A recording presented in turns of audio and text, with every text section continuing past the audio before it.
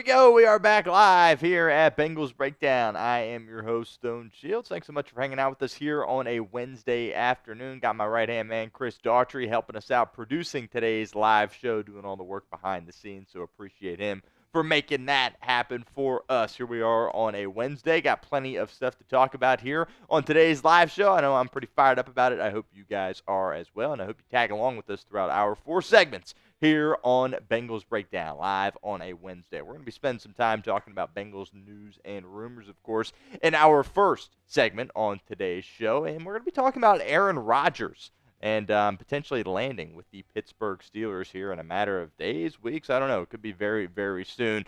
Would Aaron Rodgers to the Steelers concern you? Be honest with us in the comment section. Obviously, the Bengals would have to deal with Rodgers twice a year for at least 1 year, maybe not more than that if Rodgers ultimately does decide to retire after one season. Shoot, he might retire here in a matter of the coming days. Then Pittsburgh, as we'll get into, would just be in a rough spot there at the quarterback position because, of course, Russell Wilson yesterday reached an agreement with the New York Giants. So Steelers lost Justin Fields earlier in free agency and lost Russell Wilson yesterday. They are very much in a situation now where if they don't land Aaron Rodgers, they are in deep, deep trouble. But regardless, let me know what you guys think to this question here in the comment section. Would Aaron Rodgers to the Steelers concern you? Me personally, I wouldn't say concern, but I'll just be honest with everybody here in the comment section. I'm an Aaron Rodgers guy. I always have been. Is there some stuff that, he's done off the field that makes you scratch your head a little bit? Sure, but, that's fine. He's a free spirit, whatever you want to say about him. That is fine, but as far as him throwing a football, it doesn't get more beautiful than that, in my opinion. Obviously, he is up there in age, not nearly the same player he once was in Green Bay, but regardless, it is still Aaron Rodgers. Would Aaron Rodgers to the Steelers concern you? Let me know in the comment section. We'll give a few shout-outs here. Got over 50 people in here hanging out with us already on a Wednesday afternoon. Appreciate all of you guys. We got Football Rule Cornwell is here. CWT, my guy, he says, what's up? What's up, CWT? Sports is here. Says Joe should restructure his contract to help keep Trey. Doesn't need to happen this offseason. That's something that could be down the line, but really no restructure with Burrow is needed this offseason. Brandon says Aaron Rodgers is washed up. I know a lot of people say that and believe that. I respectfully disagree with that, but he certainly isn't the player he once was. CWT is not concerned at all about a potential Rodgers and Steelers situation, nor is Colin. Houday number 9 is here, and I appreciate the love from Houday number 9. It does mean a lot. Houday 22 says he beat us in a shootout the last time thanks to Money Mac. Yes, I do remember that. That was something. That was quite something. A couple of years ago there. But Dr. B says no, he is not concerned. Keep the comments coming. Also going to be talking Bengals free agency winners and losers here on today's show. The Bengals made several moves, bringing in outside guys, also re-signing a lot of guys that currently were on their roster. I'm going to be breaking down guys that are winners for me, guys that are losers for me, and then there's a bunch of guys, 8 guys actually, that fall in that 50-50 kind of range where it's like, I don't really know at this point, and I guess we will all find out together. But let's talk losers right now. Name a Bengals free agency loser. I'm not going to share any at this point. That will be our second segment here on our live show, so get those comments for us into the comments section. We got about 75 people in here. Make sure you guys continue to hit that like button if you haven't done so already. Dan says he remembers hearing about this Aaron Rodgers person that I speak of. Yes, you may have heard the name once or twice before. Let me know. Bengals free agency losers. It could be a guy that they brought in, TJ Slaton, Oren Burks.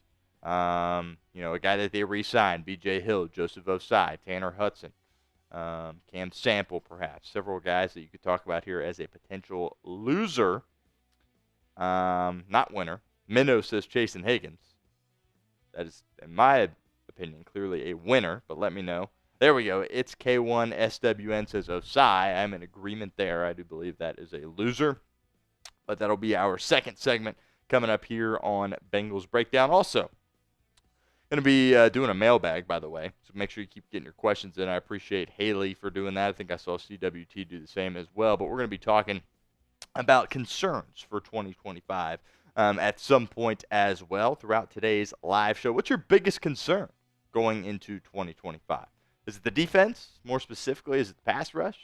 Is it the defensive backs? Is it the cornerback play? Is it the safety play? Is it the linebacker play? Is it the offensive line? Is it the head coach? Is it the offensive line coach? Is it the defensive coordinator? Is it ownership making a mistake right before the beginning of the season? Let me know what you guys think. Dan says the defensive line.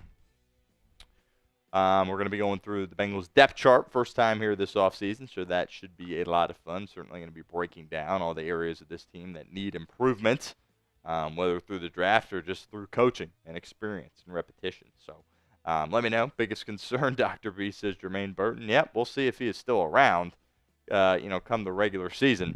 But it's certainly something to be concerned about there. Jermaine Burton, what a disaster rookie season that he had. As I mentioned, Mailbag will be our third segment here on today's live show. Make sure you get those questions in now. Again, it's not until the third segment, but that doesn't mean you can't get your questions in now. If you don't use hashtag Bengals, my guy Chris cannot see your question. So make sure you are including hashtag Bengals, or you can super chat to skip the line altogether. We want you guys to be a part of our mailbag here on a Wednesday afternoon. So get those questions in, hashtag Bengals.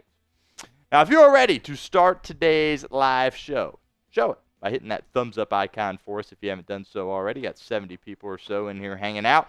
Got 20 likes. Let's stick around here till we get to 25 likes. Actually, I have 19 likes here at this point. Marduk says, hi. I'm sorry if I just butchered that name, but pleased you could hang out with us here on a Wednesday afternoon. Hope you are doing well. 20 likes. Need 5 more here before we can move on.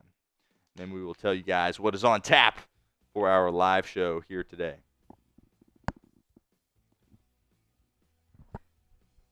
23 likes. Marduk. Gotcha. Perfect. Thanks for hanging out, Marduk. Hope you enjoy the show. Hope you can stick around throughout the entirety of our 4-segment live show. There we go. 28 likes. Appreciate everybody that hit that thumbs up icon for us. Something you should do for all of our videos here at Bengals Breakdown. We certainly appreciate it. All right, coming up live here on Bengals Breakdown, all the latest Bengals news and rumors. Going to be talking some people that the Bengals have brought in or are going to bring in for pre-draft visits. A couple of names we will be breaking down also, as I mentioned, free agency winners and losers here on today's show. A live mailbag. Get your questions in, hashtag Bengals or Super Chat. Skip the line altogether and be a part of our mailbag here. And lastly, to round out today's live show, going to be breaking down the Bengals depth charts, all positions, offense, defense, and even the special teams unit from the kicker, holder, punter standpoint.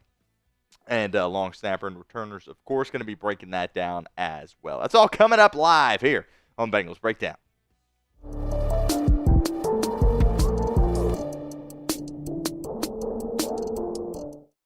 Welcome into Bengals Breakdown. I am your host, Stone Shields. Thanks so much for hanging out with us here on a Wednesday night. Coming up on today's show, there's going to be a new quarterback in Pittsburgh. We're going to be discussing that here on today's show. Obviously, that impacts Cincinnati as they will be facing Pittsburgh at minimum 2 times in the 2025 season. Also, some pre-draft visits we're going to touch on. Several offensive linemen we'll be talking about, and a pass rusher as well. So make sure you stick around for that. Also, Germaine Pratt requested a trade.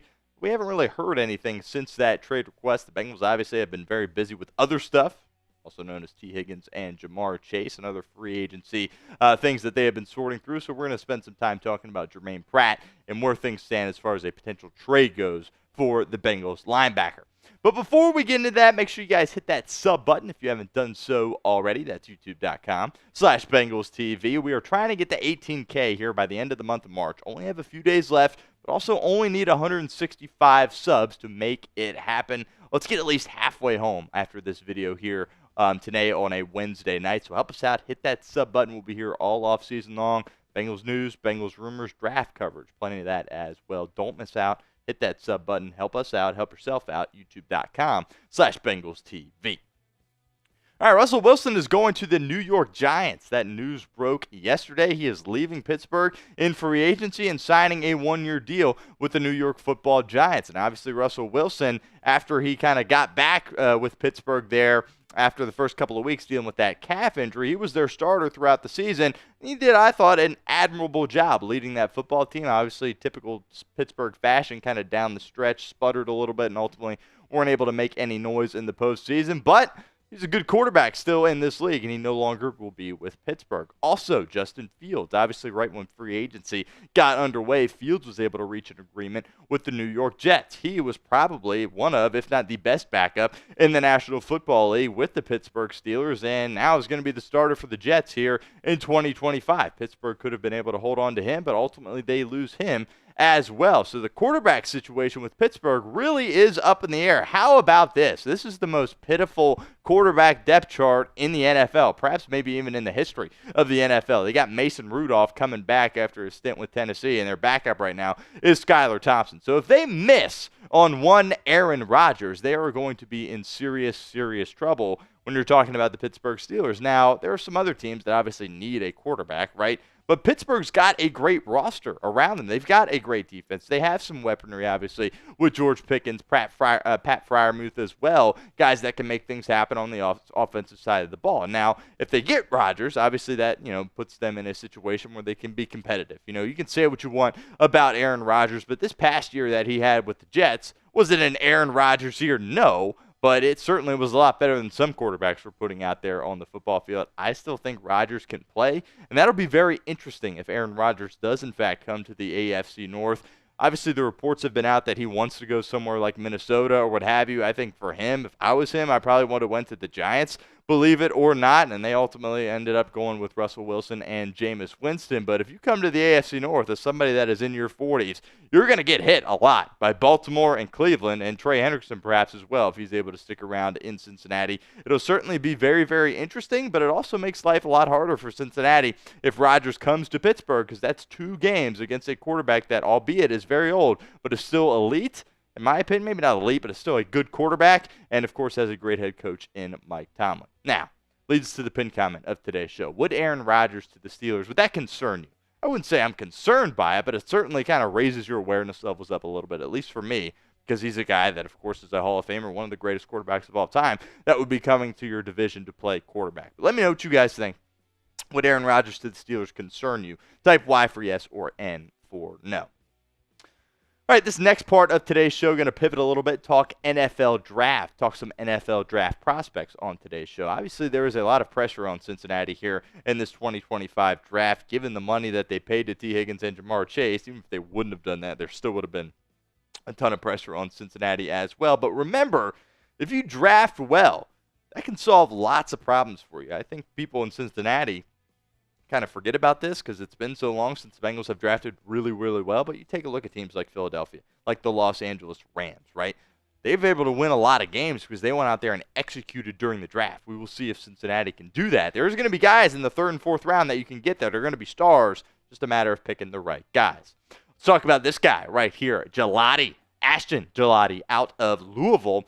The Bengals were at Louisville's Pro Day getting a look at Ashton Gillotte. He's a guy that's going to be a day 2, day 3 kind of pick. He's not going to go in the 1st round, but I really like this guy a lot out of Louisville, and I think he could fit into Al Golden's defense pretty well and give Cincinnati some ability to rush the passer, hopefully opposite Trey Hendrickson. Let's take a look at what Lance Zierlein of NFL.com had to say in regards to Ashton Gillotte. He said, productive and experienced, Gillotte shines with his ability to threaten the pocket. His rush isn't overly complicated, but he can collapse the pocket with power, beat up the edge with violent hands, and sneak past guards with snap quickness when playing inside. He's powerful, but doesn't have a solid anchor to hold his ground as a run defender. I've graded Gillotte as a 4-3 defensive end. He has an athletic ability to stand and play 3-4 outside backer. This is a guy that played a lot of football at Louisville, and I think he's a guy, as far as an edge rusher goes, that not a ton of people are talking about. Again, this isn't somebody that's going to go in the 1st round, but again, there's going to be guys that you can find later in the draft that can contribute for you. Now, the size is really kind of the only question when you're talking about Gillotte, but the strength is there, and the production is there. Taking a look at all these numbers here from his time at Louisville, he was really able to make his presence felt out there for the Louisville Cardinals, and there's a lot of people that think he's going to transition well into the NFL. Obviously, from a run game perspective, there's going to be some development that needs to happen, but the Bengals are looking for somebody to go out there and get after the quarterback, and I think Ashton Gillotte can give them ability in that regard. All right, another visit we're going to talk about here on today's show, linebacker Nick Martin out of Oklahoma State. The Bengals have a pre-draft visit scheduled with the Oklahoma State linebacker in Nick Martin. He's a guy that's probably going to go a bit later in the draft. He was hurt his knee in 2024, caused him to miss a lot of time, which is kind of why he's probably going to drop a little bit. He's not the biggest guy either for a linebacker, 5'11 and a half, 221. Isn't very good in coverage, which obviously is a red flag if you're talking about the Cincinnati Bengals. But he's a great tackler, something that their linebackers didn't do a great job of this past year. Martin's a guy that you could fit into your linebacker room. I'm out there looking for a guy that can be Logan Wilson's running mate, right? Assuming that the Bengals and Germaine Pratt aren't able to get on the same page and he's not coming back with this football team. I don't think Oren Burks is going to be his running mate. He's kind of filling that Akeem Davis-Gaither role. I don't know if Nick Martin could be his running mate either, but your linebacker room as a whole probably needs some depth to it, and Martin could be a available guy for you later in the draft. We'll continue with a couple of more draft visits here in a minute, but first, I want to give a shout-out to our friends over at Fanatics. Let you guys know that Bengals sideline hats are out now. They are available now. You can go get yours, chatsports.com/Bengals sideline. I've got a few of these myself. They've got some really cool ones up there on Fanatics.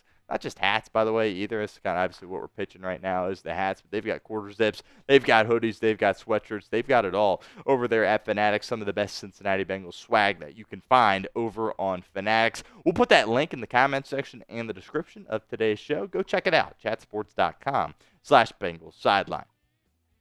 Another guy we'll talk about, we're going to transition here into the offensive line side of things for Cincinnati. Break down three guys that they are planning on meeting with. Ariante Ursery of Minnesota at that tackle position. Bengals have a pre-draft visit scheduled with him. Now, when you're talking about the tackle position, right, your starters, Marius Mims and Orlando Brown Jr. are in a good spot, right, when it comes to that tackle spot, but you could use a lot of depth behind that as well. And also, the Bengals are going to have to ask themselves a question whether or not they can bring guys that they have playing at tackle, if they can bring them into the inside and play guard, because obviously there is a need for Cincinnati at that guard spot. Ariante Ursery was a 3-year starter for the Minnesota there in the Big Ten, played really good football there for the Golden Gophers, and the question is if Cincinnati could move him into that guard spot and try to fill a void as a starter. A lot of people think Ursery is going to go in the second round. The Bengals don't need a starting tackle at this point.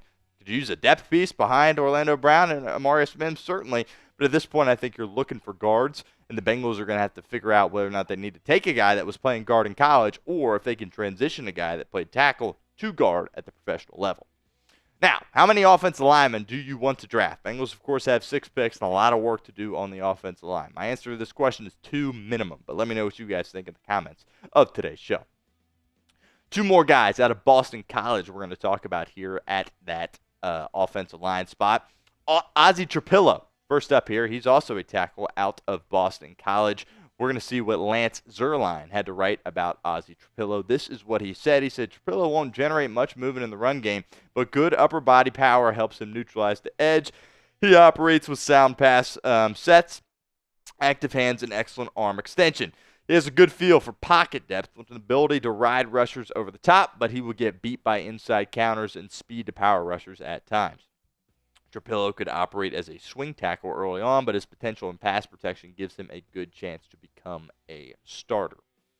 Again, similar with Ursery, you're figuring out, all right, are you going to take a guy to be a backup tackle, or are you going to be able to transition him to guard and play well for you early on? That's really the question with Trapillo. When it comes to Drew Kendall, he's probably going to play center in the NFL. Bengals, I think, have a good plan at center. Ted Karras has played good football. I like Matt Lee, who's his backup. Drew Kendall's a guy that might not get drafted. So if the Bengals are in a situation there looking through their undrafted free agency situation, obviously they're going to have to hit there as well, especially if they don't get more than 6 draft picks. I think Kendall could be a guy that you could take in the 6th round, 7th round if you're able to get a 7th round pick, or perhaps as a UDFA.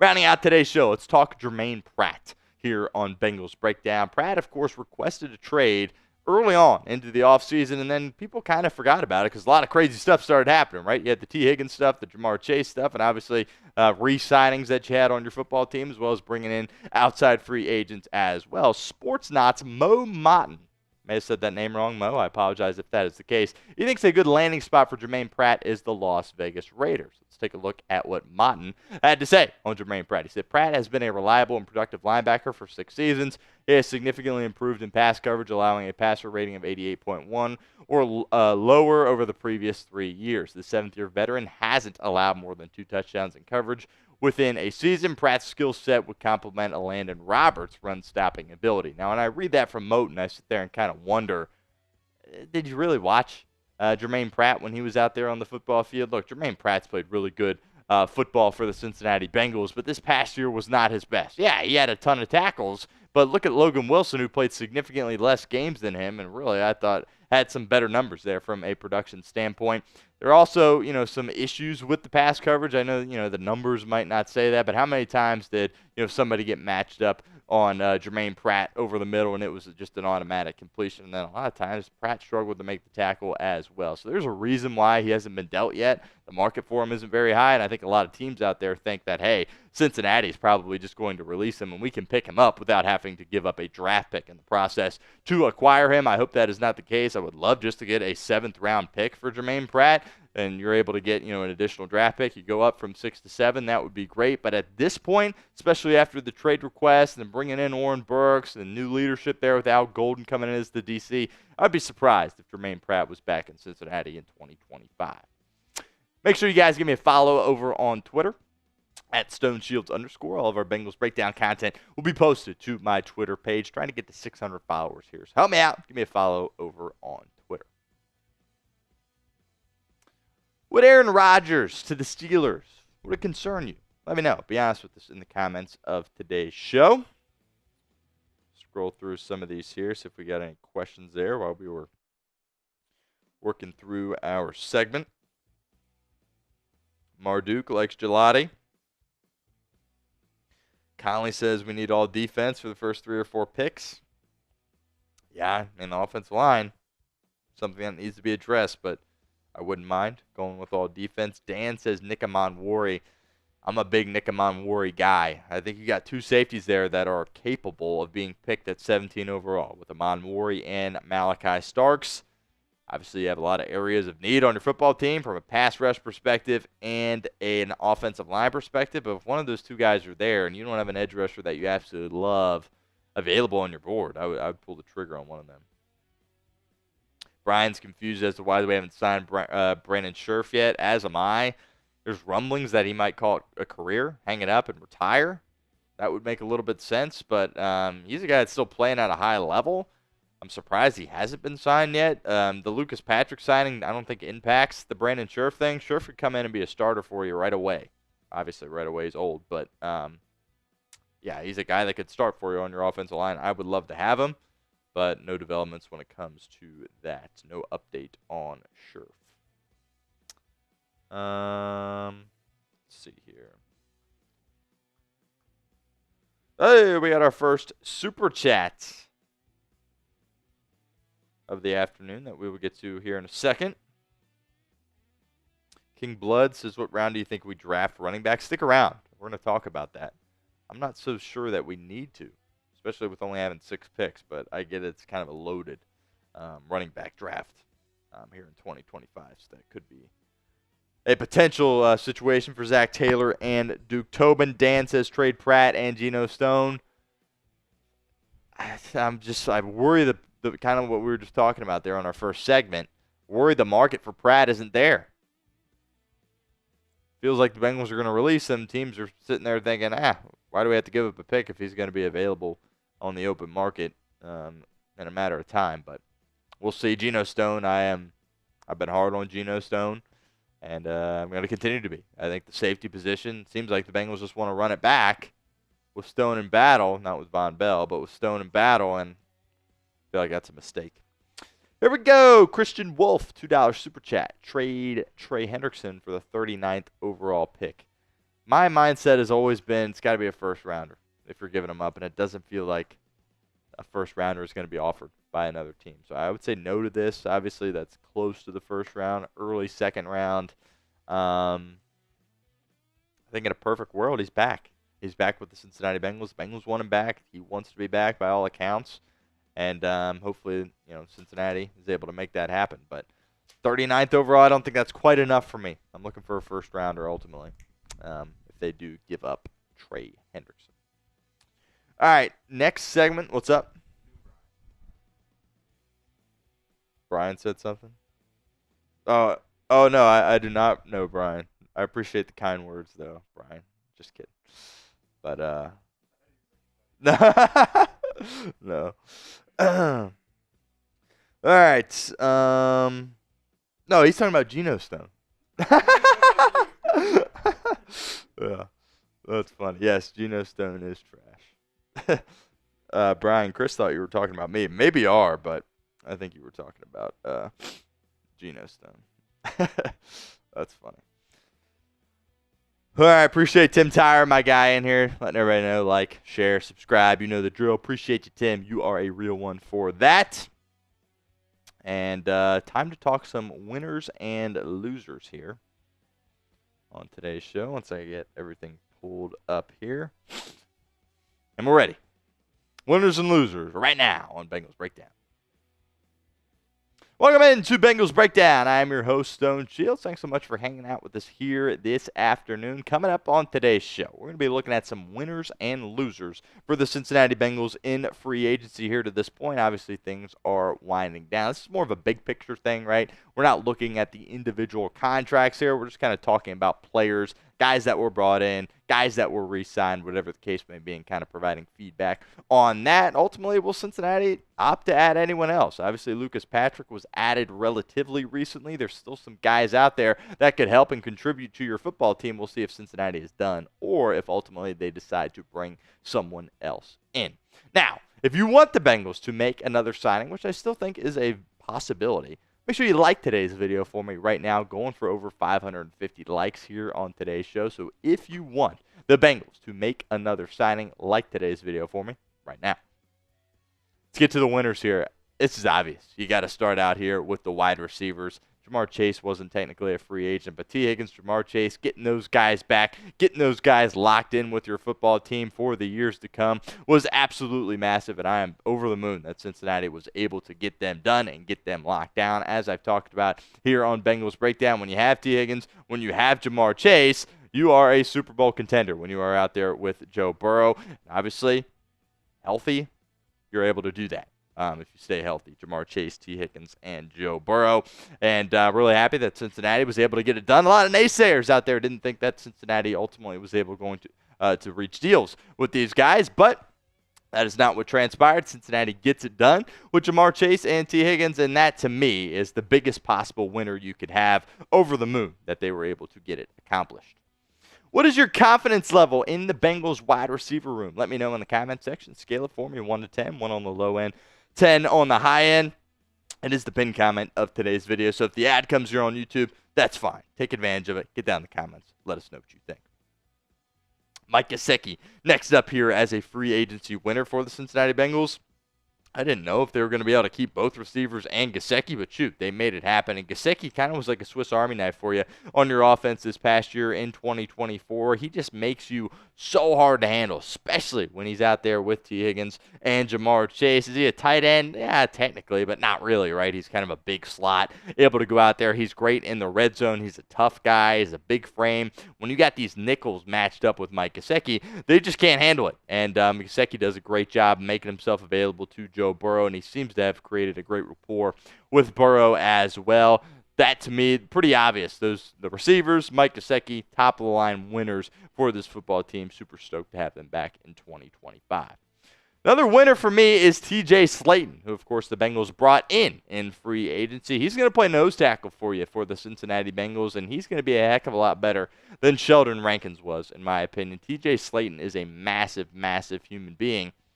You also have to keep in mind there is that relationship with Jerry Montgomery, who, of course, is the Bengals' new defensive line coach. It's not Marion Hobby anymore, and there is a relationship between T.J. Slaton and Jerry Montgomery, of course, dating back to when Montgomery was in Green Bay. The numbers don't pop off the screen at you, but I'm really confident that T.J. Slaton's going to be able to come in, make an impact for this team immediately, and really be a significant upgrade from Sheldon Rankins and provide that veteran presence in the room. Chris Jenkins Jr. and McKinley Jackson really intrigued with what I saw in their rookie years, but needed a veteran to come in there, hold things down next to B.J. Hill. I'm fired up for T.J. Slaton. He's a winner in my book.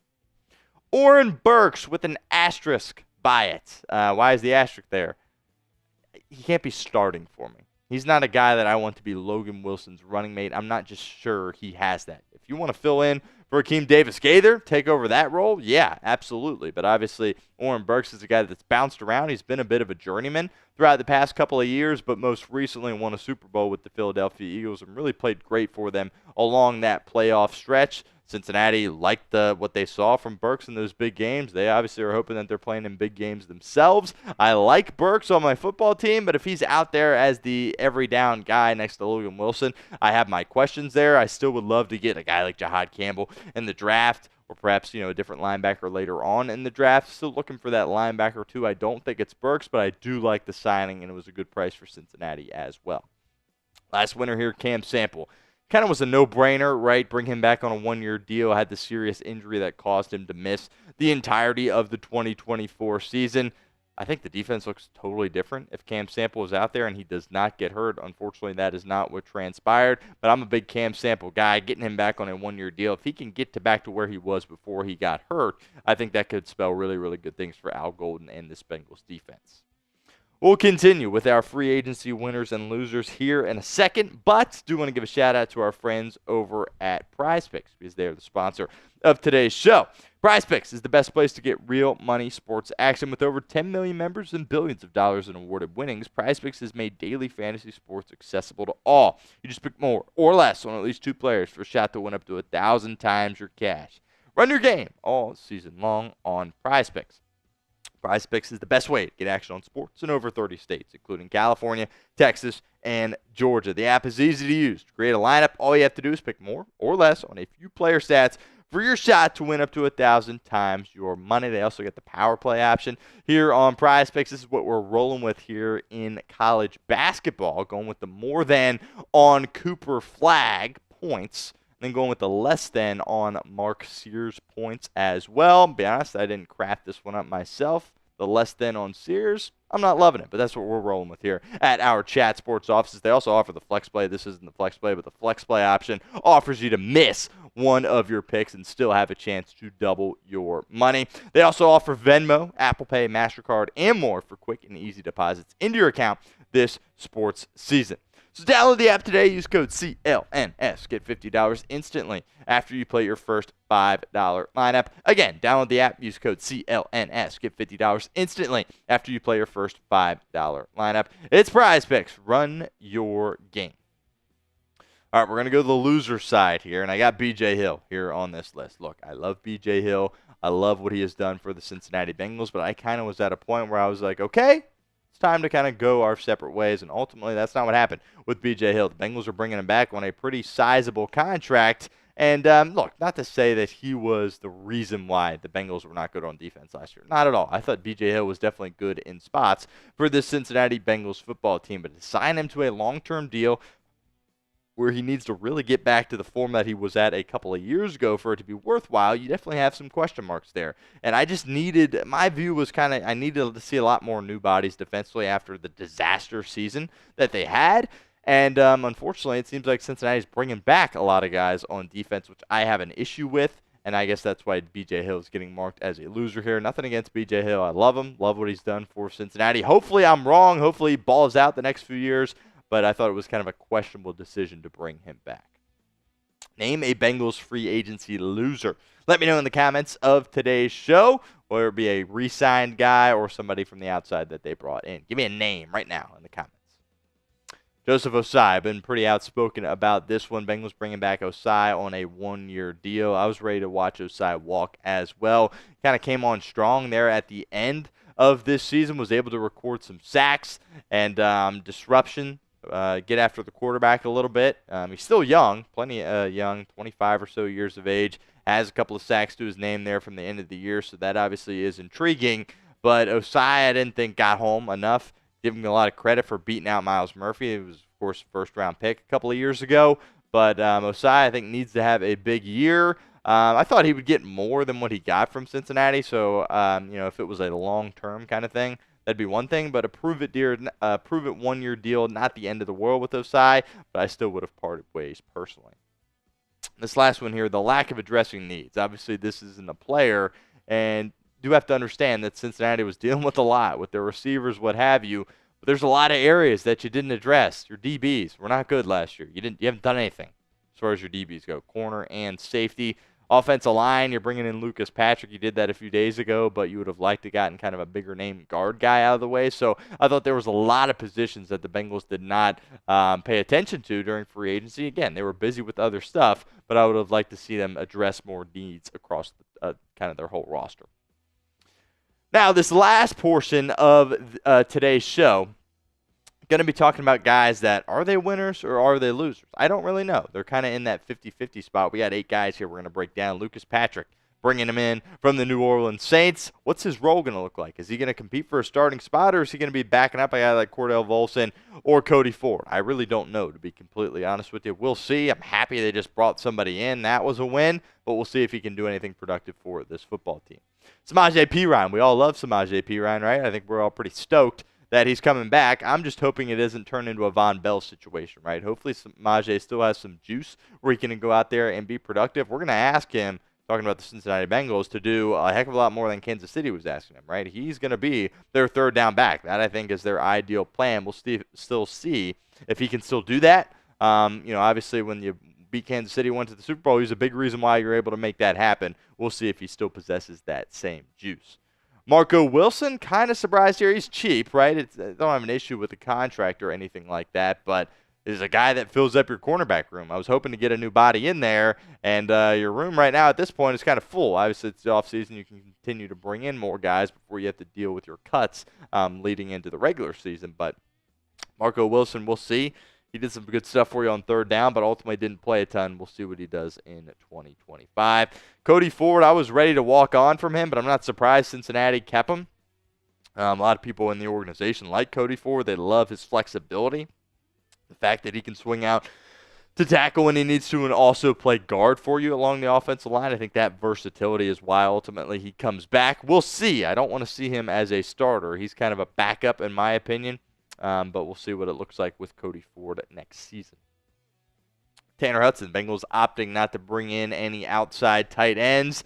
Tanner Hudson, I think, had some really strong moments at the end of the year. People pick on him for the fumble in Week 1 against New England.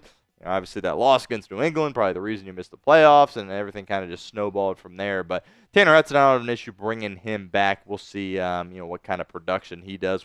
Tie Cam Grandy in here as well at that tight end spot. I think Grandy was a guy that spent a lot of time on the practice squad, but he over time earned the trust of Joe Burrow. I think Zach Taylor likes him a lot as well. He did some good things, apart from a couple of false starts in that Tennessee game. I think he did some really good stuff for you in 2024. Jackson Kirkland's a guy that made your roster going into last season, and then he suffered an injury that sidelined him for most of the season. I believe it was a triceps injury, something along those lines. So I'm happy to have him back. We'll see if he can kind of return to form. Don't view him as a starter in any sense of the term. But if he was available for you later in the year when some of those guys were getting hurt, I think he would have been able to play well. But obviously he himself was hurt as well. Lastly here, Ryan Rico. We will see. He's got a massive leg. There really is no question about that. But, Evan McPherson really struggled. And I think I put some of that blame on the holder as well. McPherson was just fine before Ryan Rico was his holder. So I have some questions there with Rico, but the Bengals are opting for him to stick around for the next couple of years. Obviously has a really massive leg. We will see if he can be a good holder for this football team as well. Mailbag time here on Bengals Breakdown. Get your questions in. Hashtag Bengals or Super Chat. Skip the line altogether. And be a part of our mailbag.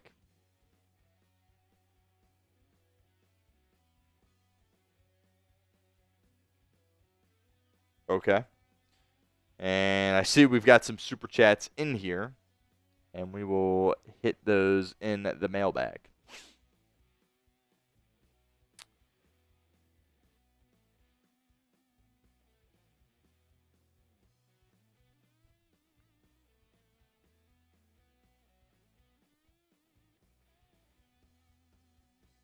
Yep, Marduk, we got your super chat, and we will hit that in today's mailbag. Feels like we got plenty of questions in there, Chris. Is that true? Plenty of stuff to go with here. Perfect. Take a sip of water here, and then we'll hop in.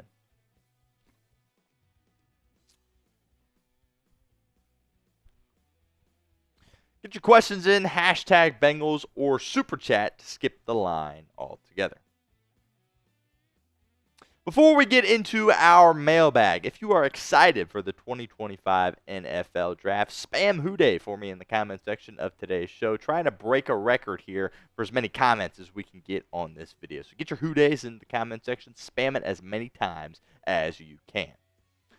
Start out here with a $2 super chat from Christian Wolf. Says, trade Hendrickson for 39 overall. My thought process here is very simple. I'm only thinking about trading Trey Hendrickson if I'm getting a first-round pick in return, and it doesn't seem like teams across the league are going to be willing to give up a first-round pick. Keep in mind, you would have to trade for Hendrickson, but then you have to pay him big money as well, and it doesn't seem like teams are looking to do something like that. Obviously, early second-round pick is enticing, but I'm not looking to move off Trey Hendrickson. By all accounts, he wants to stay here, and all the reports suggest that Cincinnati wants him to stay here as well. Ultimately, I do think something gets worked out. In worst case, he just has to play out his contract here one more year in Cincinnati without a new deal, but I'm going to pass on trading him for the 39th overall pick. Marduk sends a $3 super chat. We appreciate that, Marduk. What about Calais Campbell? Yeah, Calais Campbell, a guy that we've talked about quite a bit here on this show. He certainly is up there in age, but he continues to play at a really, really high level. I think the Bengals could use another veteran in their interior defensive line, defensive tackle room, right? B.J. Hill, of course, coming back. T.J. Slaton offers some veteran experience for you there as well. But you got McKinley Jackson, you got Chris Jenkins Jr. I think they really could benefit from being around a guy like Calais Campbell. And like I said, he's still out there producing at an incredibly high level. I'm sure at this stage of his career he wants to win, and I think Cincinnati would be a great spot to be able to do that, certainly more so than Miami. So I think the Bengals should be interested in Calais Campbell. I have my doubts on whether or not something ultimately gets done. Stacy Cook, what is your biggest concern going into 2025? Interesting. I think the easy answer here is defense, pass rush, DBs, linebacker, really any area of your defense, to be honest with you. But I'm going to spin it a little bit differently here and say the offensive line, right? You're bringing back T. Higgins. You're bringing back Jamar Chase. That is awesome. That was the right thing to do. But if number 9 is not upright, you are in trouble. And by trouble, I mean you're irrelevant. Honestly, even with T. Higgins and Jamar Chase, if you don't have Joe Burrow, you are irrelevant as far as I am concerned. I'm just worried about that offensive line. They brought in Lucas Patrick, but beyond that, they haven't done anything. They lost Alex Kappa. I think that certainly was a good thing for this football team. But the offensive line is something I'm very, very worried about. Luckily, Joe has played with bad offensive lines in the past. By the way, last year's offensive line wasn't that bad. He's done it in the past with a bad group. And if you're rolling Cody Ford and Cordell Volson now as your starting guards, which looks like is the plan right now. Hopefully they can draft somebody that can come in and start, but I have my questions about the offensive line, and I think as long as Joe Burrow's here, you're always just worried about something happening to him, and obviously the likelihood of something happening to him goes up if you get poor offensive line play.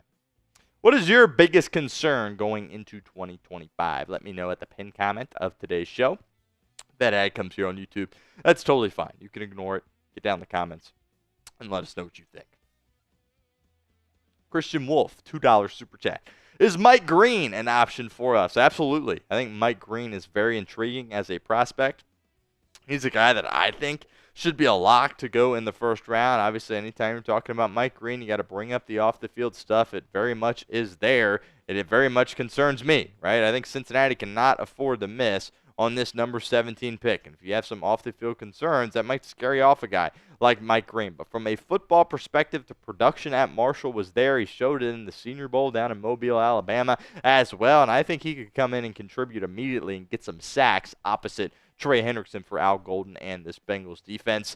I haven't really ranked, where I view these edge rushers yet at this point. I know Abdul Carter is the best one. He's not going to be available at number 17. But there's a group of like 5-6 guys that I'm not exactly sure how I view them. Mike Green certainly falls into that group. I think he's a lock to go in the first round, and I don't think it would necessarily be a bad thing if he ended up in Cincinnati. CWT, what is your realistic season hope this coming season? Win the Super Bowl. I think that's very realistic when you're talking about a healthy Joe Burrow and a happy Jamar Chase and T. Higgins. So far, the offseason has gone swimmingly as far as appeasing your stars, right? Have you been able to go out there and improve like you wanted to defensively? No.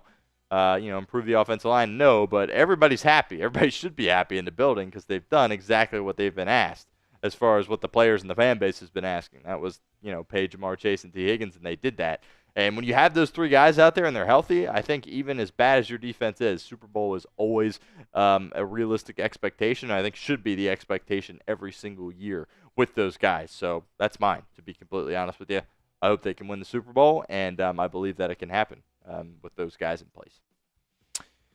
We'll continue with our mailbag here in a minute, but first, a shout-out to our friends over at Fanatics. Want to let you guys know that Bengals sideline hats are out now. They are available now. You can go get yours today, chatsports.com/Bengals sideline. I've got a few of these myself. Love rocking them. Obviously, it is the offseason. That doesn't mean you can't get some Cincinnati Bengals swag, courtesy of our friends over at Fanatics. Obviously, we're focusing on the hats here, but they got all kinds of gear over there at Fanatics. Hoodies, quarter zips, T-shirts, you name it, they've got it over at Fanatics. Check out that link, chatsports.com/Bengals sideline. We'll put that in the comment section and the description of today's show.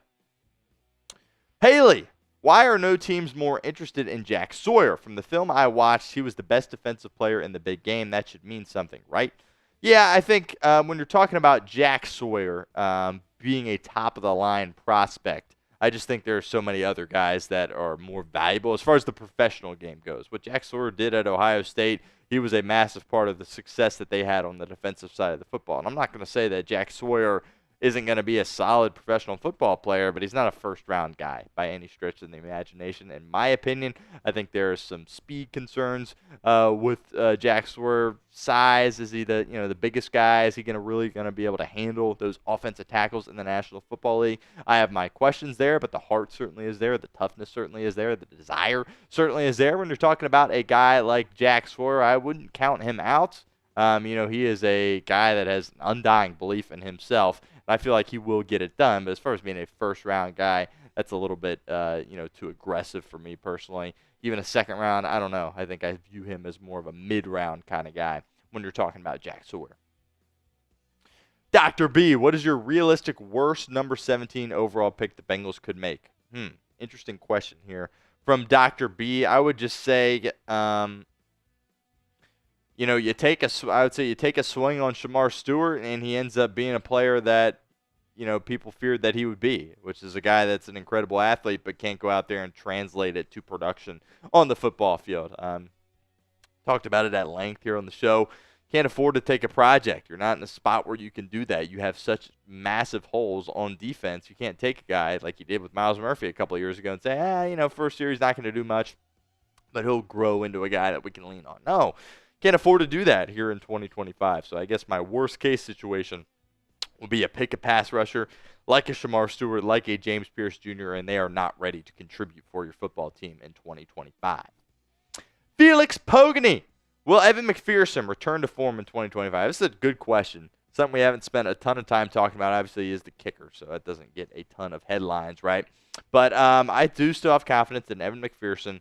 But if he struggles this year, you might have to make a move, right? At that kicker spot, look, there's guys that you can find that can make kicks, and McPherson missed way too many. You could say that he was one of the main reasons. I love Evan McPherson, but you could say he was one of the main reasons that you missed the playoffs, despite how bad your defense was. There was games that you could have won had you made kicks, and ultimately they did not go through the uprights. He did, of course, miss the end of the season with that hamstring injury. I wonder if that was something that was causing him problems throughout, more of the season that resulted in some of those missed kicks. I think it very well could be a possibility. But also I put some blame here on Ryan Rico. The kicking never was this bad until Rico was the guy holding the football down. So obviously Evan McPherson is, a question mark, unfortunately, with this football team right now. And whether it be Cade York or somebody else, he needs competition in training camp. Can't just give him the job, but ultimately I still have confidence in him. But if he misses a few kicks early on, that might change. Another opportunity for you guys to get involved with our show here at Bengals Breakdown. What is your confidence level in Evan McPherson? Scale it for me in the comments section. 1 on the low end, 10 on the high end. Who Day number 9, what is your record prediction this year, and would you consider it a failed year if they miss the playoffs? Absolutely. Look, I love Zach Taylor, but if they miss the playoffs, then it's okay to have those conversations about, him perhaps losing his job after this year. I don't think that's going to happen if everyone stays healthy. As far as a record prediction goes, obviously 17 games here that you are working with. I'm going to say Cincinnati is going to go somewhere, we'll go 12-5 for this Bengals team. I think 12-5 is something that you can get. 13-4, I think, also is very much a possibility as well. But with how bad your defense was, do want to be a little put that into perspective a little bit. So I'll go 12-5 for my record prediction. First record prediction I've ever done here for the 2025 season. CWT, what is the move the Bengals made during free agency that surprised you the most? I think bringing back B.J. Hill. I thought it was kind of a consensus that they were going to just move on from him and look to do something else at that position, have trust in their development of Chris Jenkins Jr. and McKinley Jackson, but they're bringing him back and they're paying him sizable money there as well. So that wasn't something that I thought Cincinnati was going to do. That, to me, would probably be my biggest surprise here to this point. If you're enjoying this Bengals mailbag, we appreciate you, and you're in luck because this is not our last one. We're going to have plenty of more of these to come in the future. Do not miss out. Hit that sub button, youtube.com/BengalsTV. Zane Brewer, Scattaboo, round 3 feels selfish, but could be the 1-2 punch with Chase Brown for years to come. Would running back be worth it in round 3? No, I don't think it would be personally. I don't think that's a horrible idea, right? But this running back class is loaded. You only have 6 picks right now. I'm kind of in the process of, do you take a running back, do you not? I feel like they probably will just because the class is so loaded. I feel like that's too early, though, to take one. You have your guy in Chase Brown. He is your running back 1. We'll see what they decide to do with Zach Moss. He's still under contract. We'll see if they cut him or not. Obviously, coming back from that neck injury, you're bringing in P. Ryan this year as well. Bring a little reunion with Samaje Perine. You also got Kendall Milton in the back end of your room that got a few snaps for you in 2024. Undrafted guy out of Georgia that I feel like the Bengals are kind of high on. But wouldn't surprise me if they took a running back in this draft. But I feel like Scattaboo, 3rd round, that's way too early for me at this point. Confidence level in Evan McPherson. Let me know in the comments of today's show. Sorry, my nose just started itching really bad there for a second.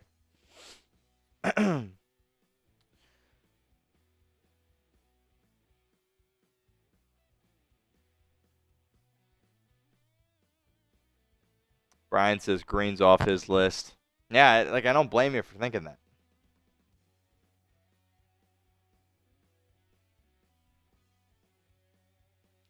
Dr. B says 6 as far as his confidence level goes. Marduk says 5. Colin says 5 as well. Got another super chat that we will get to here in a second. Tim says Miles Murphy's going to have a better season under Al Golden. I hope so. Hope you're right. Obviously, hope he can get some of that first-round talent out of him. Could Savion Williams out of TCU replace Burton? He could, but look, you're not in a spot where you can afford to draft a receiver, in my opinion. Receiver, quarterback, tight end. Those groups, as we'll get into actually on this next segment, those groups are good. All right? Don't need to worry about that. You got holes on your offensive line. You got holes all over your defense. I'm just not interested in drafting a receiver when you only have 6 picks. But, I mean, Williams, that kid out of TCU, he has some pop, and he could be a fun toy for Joe Burrow in this offense, no doubt. But I just don't see the point of drafting a receiver, especially after the money that you just paid to Jamar Chase and T. Higgins. All right, time to break down. My nose stops itching here. Sorry. Around the corner, we are going to be breaking down Bengals depth chart. First time we've taken a look at these off-season depth charts here, so make sure you stick around for our final segment here on Bengals Breakdown. Welcome into Bengals Breakdown. I am your host, Stone Shields. Thanks so much for hanging out with us here this afternoon. Coming up on today's show, we're taking a look at the updated Bengals depth charts as free agency kind of winds down here. Obviously, the Bengals are allowed to have more guys on their roster now because it is the offseason, and it is time for us to break down all position groups here on today's show. Now, the Bengals currently, as of filming, have 70 players on their roster, and I feel like that's kind of about normal for most teams around the league, all hovering kind of in the low 70s right now. The max you can have is 90, and of course, the Bengals have 6 draft picks at the moment. We'll see if they ultimately are able to add any more, but plenty of room for Cincinnati to add more players, and obviously as things stand right now, they'd be able to bring in a lot of undrafted free agents as well. So bear that in mind. Before we break down these depth charts, though, make sure you guys give me a follow over on Twitter at StoneShields_, trying to get to 600 followers here on my page. We are relatively close to making that happen. All of our Bengals Breakdown content will be posted to my Twitter page, so don't miss out. Hit that follow button over on Twitter at StoneShields_. Position by position, here we go. Let's start with quarterback. This room is all good. We got Joe Burrow and we got Jake Browning. We will see who that third quarterback ends up being, to be honest with you. I really don't care. Logan Woodside handled that responsibility for a while. We will see if somebody else comes in as that third quarterback. But your quarterback room, no issues there. As long as number 9 is on his feet, you are in a good spot. Moving over to running back, Chase Brown is your lead back. There is no doubt about that. Samaje Perine, you are bringing him back. A little reunion here with Samaje Perine. That has a lot of people excited after he spent this most recent season with the Kansas City Chiefs. Zach Moss, we'll see what happens. He is still on this football team. Obviously hurt his neck in practice. That caused him to miss a lot of the season. He's a guy that could potentially be a cut candidate for Cincinnati, but before he got hurt, I think he did some good stuff for you. You got Kendall Milton and Gary Brightwell lining out your running back room. Now, the question here is, does Cincinnati want to draft a running back? I personally have gone back and forth on this. I think you've got holes all over your roster, more specifically all over your defense, which we'll get to here in a minute. And right now you only have 6 picks. Can you afford to, use one of those picks on a guy that is probably going to be your third string back, right? You're bringing in Samaje Perine to be your third down guy, and I think we all love Chase Brown. So there's some questions there. The running back class is loaded, so I would understand wanting to, but to me, you've got a lot of holes that you need to fill, so it comes down to whether or not Cincinnati ultimately thinks it is worth taking a running back in this draft. Be the GM for us here on today's show with the pin comment of today's video. Do you want to draft a running back? Let me know in the comment section. Type Y for yes or N for no. Like I said, I'm kind of split on this at this point personally as we sit here at the end of the month of March. But let me know in the comments. If the ad comes here on YouTube, totally fine. Take advantage of it. Get down there. Let us know what you think. Receiver, Jamar Chase, T. Higgins, they are back thanks to those long-term deals that they have inked. You got Yoshi there at that wide receiver 3 spot, who I am a big fan of. Rounding out your receiver room, still have Jermaine Burton, Kendrick Pryor, Charlie Jones, Cole Burgess, Isaiah Williams as well. And look, receiver is a room where I think you're chilling at that spot. I'm cool running it back with this exact room when you're talking about the Cincinnati Bengals. I have no issues with that. You can win with these guys that you have in this room. And you're obviously hoping that Charlie Jones can kind of, show you something. He's gotten banged up these past couple of years, missed most of last season with those tissue injuries there. So, he's really the only question mark for me in that room, but I think you got a lot of winning football in that room. Run it back with those guys. I have no issue with that. Also don't have an issue running it back with these guys in the tight end room. I got Drew Sample there at tight end 1. Obviously, from a pass-catching perspective, Gesicki is the tight end 1. Happy to have him back. Tanner Hudson there at that tight end 3 spot. Cam Grandy, Eric All Jr., of course, going to miss the 2025 season after he suffered that setback with his knee injury. And then Tanner McLaughlin, who you drafted in the 6th round last year as well. Look, again, I'm good here with this room, right? Things are about to change as we progress through today's show. But quarterback, running back, receiver, tight end, really, I'm chilling there from all those position groups. I think you can play a lot of winning football with the guys that you have.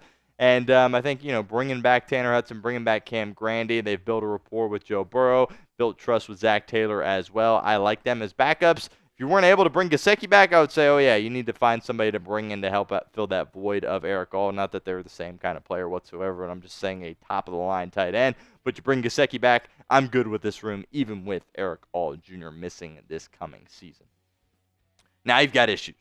Offensive line here right now. Your tackles, Orlando Brown Jr. and Amarius Mims. Your guards right now are Cordell Volson and Cody Ford. Your center is Ted Karras. Some backups, Devin Cochran, Jackson Kirkland, Tayshawn Manning, Matt Lee, Lucas Patrick, who you just brought in from the New Orleans Saints, Andrew Stuber, and Andrew Coker as well.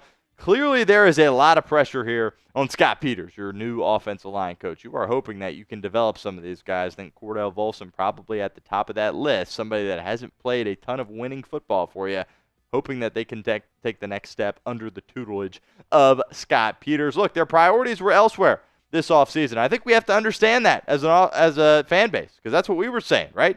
Bring back T. Higgins. Bring back Jamar Chase. Well, they had to spend time working through those deals, and it made them, slip up when it came to, the offensive line position, an area that really was not addressed. And Burrow's protection suffered because of that. Now, for me personally, it's a 2-pick minimum at the offensive line. Right now, you have 6 picks.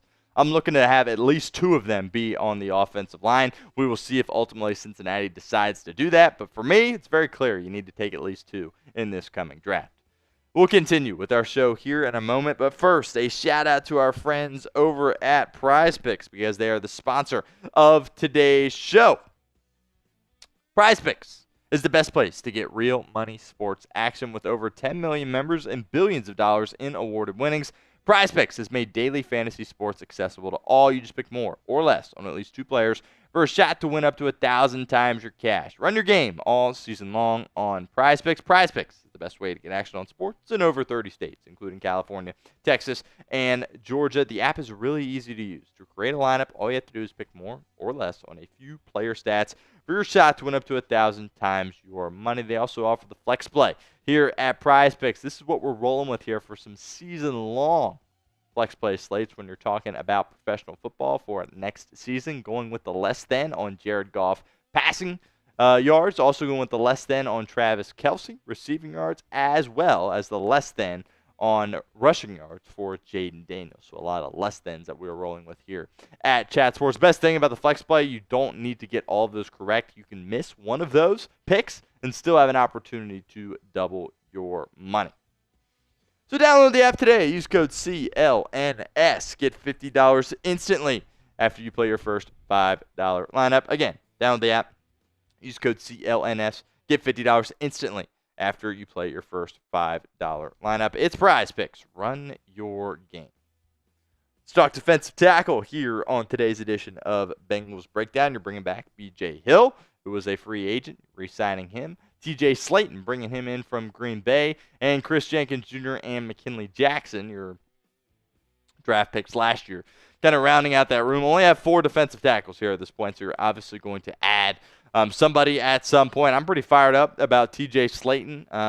The production, the numbers necessarily didn't pop out at you from Green Bay, but you have a reunion with Jerry Montgomery, who coached him in Green Bay, and of course is now the Bengals defensive line coach as well. So hopefully that chemistry can really show itself on the field as well. He's a massive guy, and I think he's a major step up from Sheldon Rankins as well. I'm really fired up about T.J. Slaton. You need big steps from Chris Jenkins Jr. and McKinley Jackson. I think bringing in T.J. Slaton takes some of the pressure off of them, but you still need them to, kick it into that next gear and really show that you can be, foundational pieces for our defense going forward. I feel a lot better about this room. With Sheldon Rankins leaving, T.J. Slaton coming in, but still a lot more needs to be done. As I talked about, only 4 guys there at that defensive tackle position on your roster at this point. So you're going to add at some point, whether it be through the draft or possibly free agency, with still some guys out there. I know Calais Campbell, as of filming, is still available. Also, you'll have plenty of undrafted free agents you can look at as well. Who do you want the Bengals to draft in round 1? Let me know in the comments of today's show. Be honest with us. Be realistic, but be honest with us. Be honest with us. Get some names for us in the comments right now.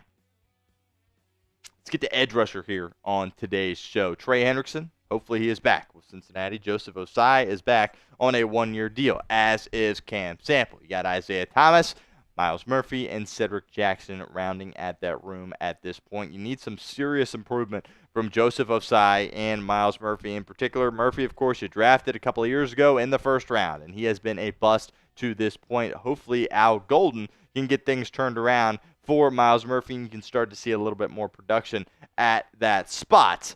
But both of these guys need to be a lot better. Now, most people will say Cincinnati needs to pick an edge guy in the first round, and I don't have a problem with taking an edge guy, but you also got to make sure you're taking the right one. Keep in mind there is a new coach here, so you might see some development with some of these guys along the offensive line. Obviously, there's a new coordinator in Al Golden, but as I was talking about, new coach along your defensive line in Jerry Montgomery could boost some of these guys when you're talking about Cam Sample, Myles Murphy, Joseph Osai into becoming better players. But you can't force picking an edge, right? Now, if there's an edge there sitting for you at 17 that you love, absolutely take him. But don't take a guy just because he plays edge. If there's a safety that you love or a linebacker that you love or an offensive lineman that you love, take them. Don't force the edge pick. There will be opportunities later for you in the draft to perhaps get an edge as well. Really important you don't force that. Moving on to linebacker, another area that needs to be addressed for this Bengals football team. Still have Pratt here on this depth chart, but I would be shocked if he was back with Cincinnati. Logan Wilson is your clear-cut LB1. Of course, you brought in Oren Burks from Philadelphia.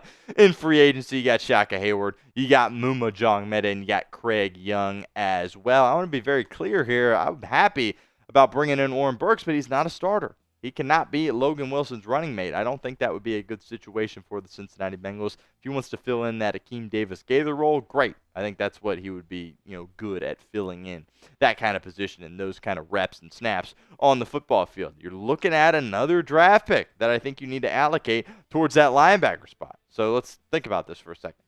You got 6 of them. I said I want 2 offensive linemen. You need an edge rusher. You probably need a defensive tackle as well. Now I'm saying linebacker, you're running out of picks, and you haven't even addressed, the secondary of your defense yet at all either, or running back. I know some people want to take running back as well. So the Bengals are going to run out of picks pretty quickly here if they don't make a move to perhaps get more. So that's something that, with a team that has a lot of holes, you got to understand that you got to go out there and make sure you are hitting these picks. Obviously, that comes down to Duke Tobin and Zach Taylor. But I also think Muma Jongmeta, kind of a wild card at this linebacker spot. I've been a fan of him since Cincinnati scooped him up as an undrafted free agent out of Wisconsin. And I still think he can do good things for you. Could he be a guy that plays a lot of snaps out there? He did good on special teams for you, and he's a guy that's a sure tackler. Or there's some speed concerns with him, sure. But, Jongmeta is a guy that might be able to carve himself out a bigger role in this Bengals defense. And to be honest with you, I'm here for it. Don't miss out on any Cincinnati Bengals news. We've got you covered here at the channel, youtube.com/BengalsTV. Hit that sub button for me right now. Let's get to the back end of this defense. And, man, you've got some problems. Here you got CTB still at that cornerback 1 spot, despite the fact he got benched multiple times this past year. I put DJ Turner back in at CB2. Obviously had the clavicle injury that cut his season short. And then Mike Hilton still doesn't have a home, but the Bengals haven't re-signed him. So I put Dax Hill in that nickel spot. You've got other guys, Marco Wilson, who you're bringing back, Nate Brooks, Lance Robinson, Josh Newton, who showed some promise, DJ Ivey, who I'm a fan of, Jalen Davis, and Micah Abraham. I'm kind of at a loss for words here. The Bengals are acting like they've got a good situation going here at corner, and the reality is they don't. And they're kind of just running it back with these same guys. A lot of these guys, by the way, got benched for each other throughout the whole season, and you haven't added any new pieces to this room. I think you're in desperate need of a veteran. You weren't able to do that as well. I think really you just got to hope for health and improvement. If Dax Hill was able to stick around throughout the whole year, I think you look different. I think he might even make the playoffs. Dax Hill was about to break out. Duke Tobin said that at the NFL Combine. Same thing with DJ Turner. He really was finally playing some good football for you before he got hurt against L.A. But you've got new coaching. You've got Al Golden.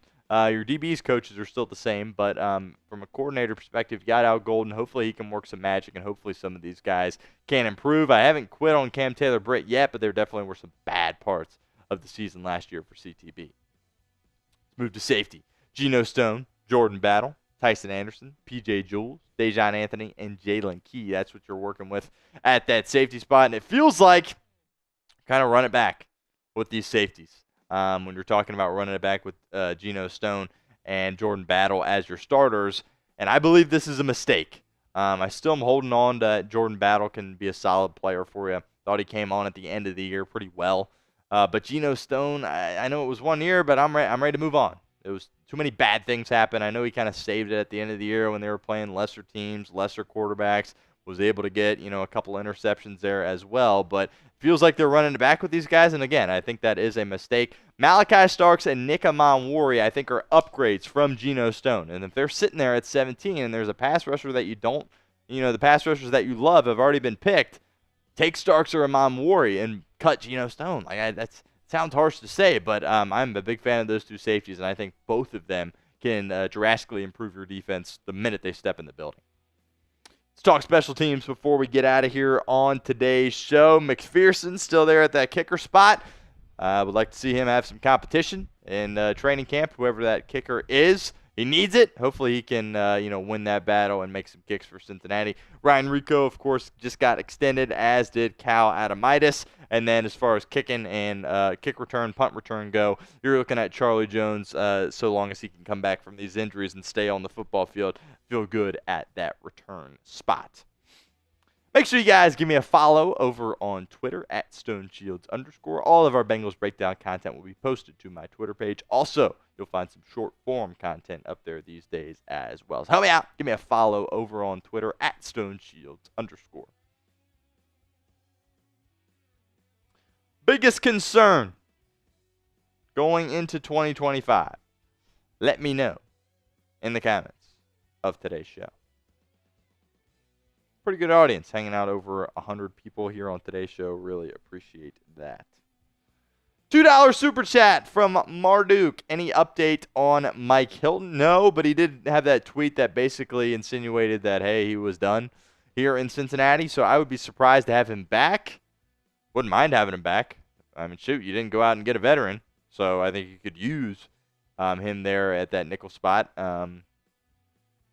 He's a guy that doesn't like coming off the field. He didn't like when you took him off the field on third down. But I still think he has good football in store. I thought he finished the season really, really strong as well. He's been a big part of your success over the past few years. So I'm a big Mike Hilton guy.